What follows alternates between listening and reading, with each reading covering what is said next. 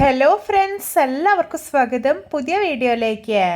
നമുക്ക് എല്ലാവർക്കും നല്ല പഞ്ഞി പോലെ സോഫ്റ്റ് ആയിട്ടുള്ള വട്ടയപ്പം കഴിക്കാൻ വളരെ ഇഷ്ടമാണല്ലേ. ഇന്ന് ഞാൻ വന്നിട്ടുള്ളത് പൈനാപ്പിൾ വട്ടയപ്പമായിട്ടാണ് കേട്ടോ.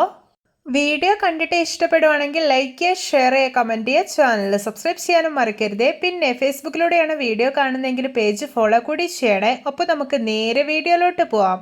വട്ടയപ്പം ഉണ്ടാക്കാൻ വേണ്ടിയിട്ട് നല്ല മധുരമുള്ള പൈനാപ്പിളാണ് എടുത്തിട്ടുള്ളത്. ഞാനിതിൻ്റെ ഒരു കാൽ ഭാഗത്തോളം തൊലിയെല്ലാം കളഞ്ഞിട്ട് ചെറിയ കഷ്ണങ്ങളായിട്ട് മുറിച്ചെടുത്തിട്ടുണ്ട്. ഇനി ഇതിലോട്ടൊരു 1/4 ഗ്ലാസ് വെള്ളം ഒഴിച്ചിട്ട് നല്ല സ്മൂത്ത് ആയിട്ടൊന്ന് അരച്ചെടുത്തിട്ടുണ്ട്.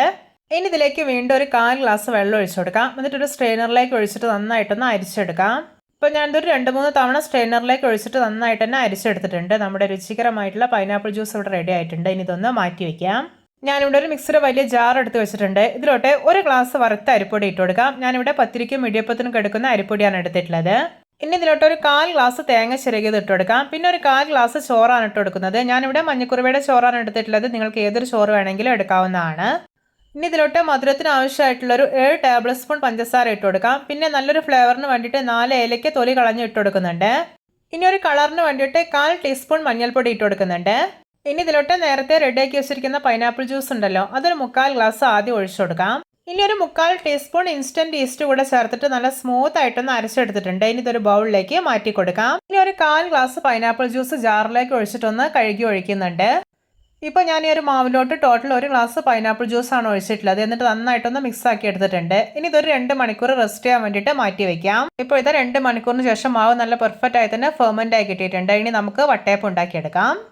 അതിനായിട്ട് ഇഡ്ഡലി പാത്രത്തിൽ വെള്ളം ഒഴിച്ച് തിളപ്പിച്ചതിന് ശേഷം ഒരു തട്ട് വെച്ച് കൊടുത്തിട്ടുണ്ട്. ഇനി ഇതിൻ്റെ മേലേക്ക് ഒരു പ്ലേറ്റ് വെച്ച് കൊടുക്കാം. ഈ പ്ലേറ്റിൽ ഞാൻ നന്നായിട്ട് ഓയിൽ സ്പ്രെഡ് ചെയ്തെടുത്തിട്ടുള്ളതാണ്. ഇനി ഇതിലേക്ക് റെഡിയാക്കി വെച്ചിരിക്കുന്ന മാവ് മുഴുവനായിട്ട് ഒഴിച്ചു കൊടുക്കാം. എന്നിട്ട് ഇത് അടയ്ക്കാം. ഇനി ഇതൊരു ഹൈ ഫ്ലെയിമിൽ ഇട്ടിട്ട് 10 മിനിറ്റാണ് സ്റ്റീം ചെയ്തെടുക്കേണ്ടത്. ഇപ്പോൾ ഇതാ 10 മിനിറ്റ് ആയിട്ടുണ്ട്. നമ്മുടെ പൈനാപ്പിൾ വട്ടയപ്പം ഇതാ നല്ല പെർഫെക്റ്റ് ആയി തന്നെ റെഡി ആയി കിട്ടിയിട്ടുണ്ട്. കണ്ടോ? ഇനി ഇതിൻ്റെ ചൂടൊക്കെ നന്നായി പോയതിനു ശേഷം ഇതുപോലെ ഒരു പ്ലേറ്റിലോട്ട് കമഴ്ത്തി നോക്കാവുന്നതാണ്. കണ്ടോ? പെട്ടെന്ന് തന്നെ ഇത് വിട്ടു പോന്നോളും. നിങ്ങൾക്കിത് കാണുമ്പോൾ തന്നെ മനസ്സിലാവുന്നില്ലേ എന്തോരം പഞ്ഞി പോലെ സോഫ്റ്റ് ആയിട്ടാണ് ഇരിക്കുന്നതെന്ന്. ഇനി നമുക്കിതൊന്ന് മുറിച്ച് നോക്കാം. പൈനാപ്പിളിൻ്റെ ഫ്ലേവർ മുന്നിട്ട് നിൽക്കുന്നതുകൊണ്ട് തന്നെ കഴിക്കാൻ അടിപൊളി ടേസ്റ്റാണ്.